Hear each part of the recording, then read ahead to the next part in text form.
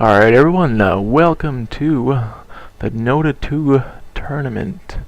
I guess it would just be Nota, Noobs of the Ancients. We're going to be having a game here between Cookie Thumpers and Team Mermaid. It looks like they're just getting a few last things sorted out in the lobby here, and then we'll be jumping right into the game. I haven't been keeping too much up on the tournament, but I think these two teams are in the winner's bracket, so this should be some exciting Dota. Yes, I just checked the website, winners bracket. So these guys, they had a game one. It looked like there was some little bit of trouble with someone that shall not be named or mentioned. But this time, it looks like there's going to be a good game here, and we're going to have some quality Dota to watch. So settle back, get excited, and we'll get started shortly.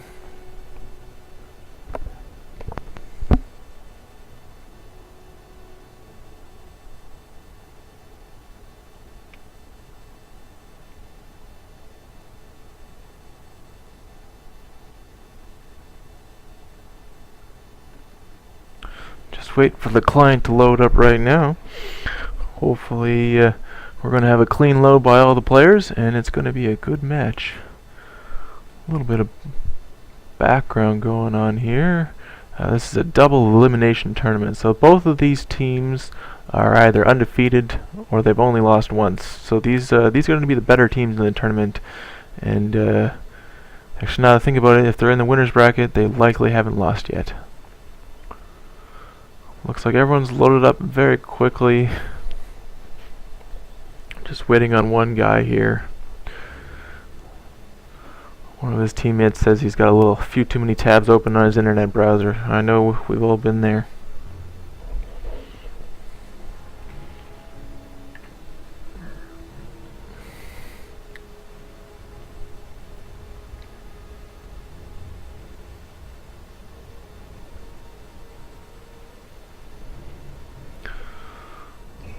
Alrighty then, it looks like we're all logged in and ready to go. We're going to have Cookie Thumpers on the Dire side. We're going to have Team Mermaid on the Radiant side.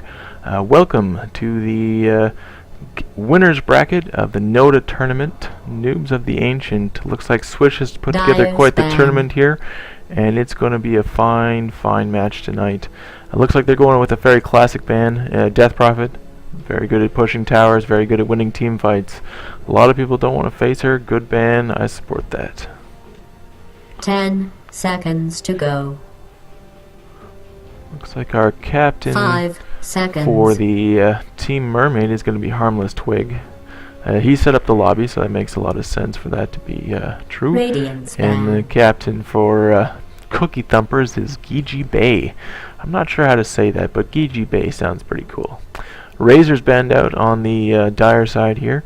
Razor is definitely pretty heavy in the metagame right now. You put an Agnum Scepter on him, he knocks down your buildings really quickly. He steals all the damage from your carry. He's a very annoying player and character to play against, so you just want to get rid of him. That makes sense to me. Reserve time.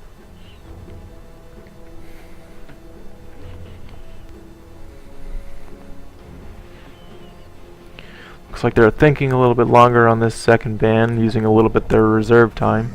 And Doom comes out. Doom, solid choice. He's just so good at shutting down anyone that you pick that you can put him anywhere, actually. I mean, safe lane, off lane, middle sometimes we've seen him play, jungle. This guy is very versatile. He gets his farm no matter what you do. You can't shut down your Doom with that Devour mechanic. So they're going to get rid of him. They don't want to play against him. It's a smart choice in this current metagame. Reserve time.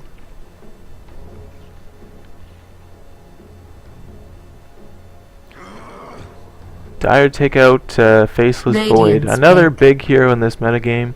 This is another hero that really doesn't matter how much you try and shut him down early game. He will come back late game.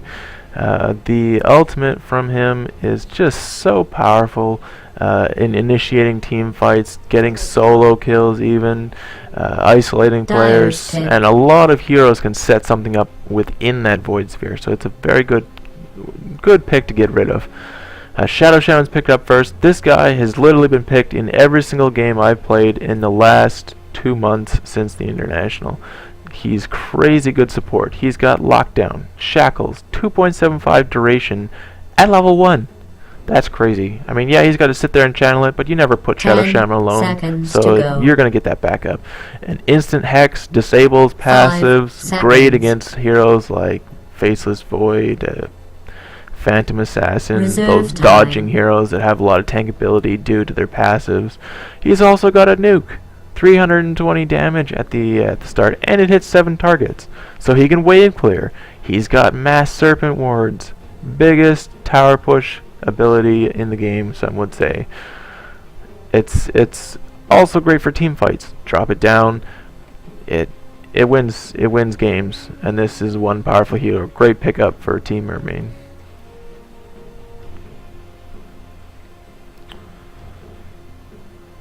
We're going to look to see what the Dyer's first 2 picks here are. It's going to set the theme for the rest of this draft. We're going to see what their strategy is, what direction they want to go in this fight, whether it's pushing, 4 protect 1, whatever they want to do. Dyer's Looks pick. like Witch Doctor is going to be the first one. Solid support. His ultimate is great, does physical damage, so it knocks out those low armor supports early in the game with low health. Maledict, sometimes it's an undervalued talent, but that does a lot of damage. You get that on at the start of the fight, you get your carry to hit him a few times, and it's doing some massive damage. Voodoo 10 Restoration, seconds you to get go. to sit in that lane for as long as you want. Spend a little bit of mana, Radiant's pick. heal up your carry. You don't got to go back to base. That is a win for you. The cask can be hard to do in landing it in pub games where there's not a lot of coordination, but you get 2 heroes standing next to each other with a max level cask, and they're going to be stunned for up to 4 seconds. Easy Maledict, easy ultimate, easy kills.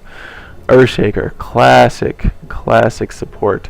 His Fisher can be 10 great in seconds to lane go. because you can block the creeps, you can block in the enemy heroes, 5 you can block out seconds. heroes, you can do all sorts of things, but you need to be accurate. You need to be accurate Reserve with these abilities, because if you don't, you can block your own teammates, you can block the enemy from yourself, and you can't get the kill. But he's an extremely powerful disabler, and of course that Echo Slam is going to be a big factor in this game. Ban. I'm going to make that call this early. Jakiro, another fine pusher. That liquid fire destroys towers. There's nothing Dyer's ban. stopping that burn damage from going on that tower, so the massive armor of the towers doesn't matter. It just ticks, much like... well, shit, I've forgotten his name. 10 seconds to go. Fuck. 5 seconds. Just a second, it'll come to me. Reserve time. Pugna. Why wouldn't I think of that? Pugna, with his Nether Blast, takes down towers. Jakiro, with his Liquid Fire, takes down towers. So it looks like the Team Mermaid's going to go for some quick early Radiant's game back. towers. Group up as 5, probably around the 12-minute mark, and they're going to start pushing as soon as level 6 gets up on Shadow Shaman, and Jakiro's got a good number of points in the Liquid Fire. As well, I mean, he's got a decent disable. 10 You can kind of scare seconds heroes to go. away with it. He's got a good slow. Sometimes it's hard to 5 land, seconds. but the unsung hero here is Liquid Fire. I mean, for towers, for the attack slow on your enemy carry, and you can drop down the Dieting Macropyre and the wards at once, and you're going to win a team fight if you can get them stuck in there.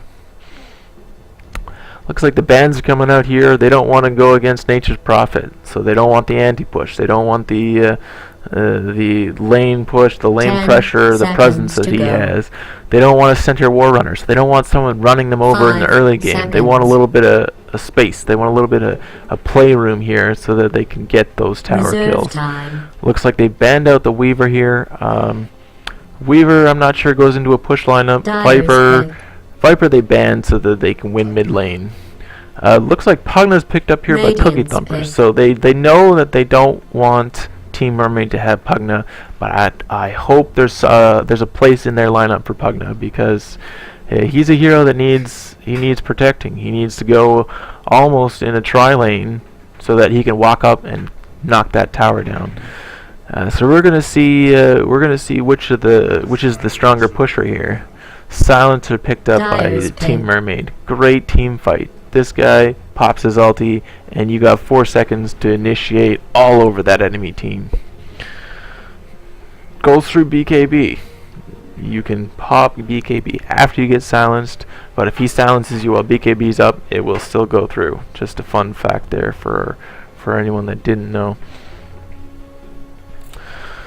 So it looks like both teams 10 are trying seconds to to go go. for the early game. Silencer can be a carry later on. 5 Jakiro gets kind of seconds. tanky, but so does Earthshaker. Pugna can be kind of a carry later on due to life drain. Reserve time. But none of these heroes are going to be these big right-click heroes that we associate with late-game carries. So it's going to be interesting to see Juggernaut. Juggernaut comes out. He's Radiant's actually a really good pusher because of the healing ward. The healing ward heals up your creeps, makes them a little bit more resilient. They can push the tower. He's also a pretty big right-click hero with the crit coming out. He's got magic immunity with the Blade Fury, and of course his ultimate. You isolate someone, you Omni Slash them, they die. Later on, when he gets Scepter, you Omni Slash, and the entire team dies. It's going to be 10 seconds a go. good Juggernaut game here. He does have a lot of squishy targets to go on, 5 so seconds. we'll see how that plays out.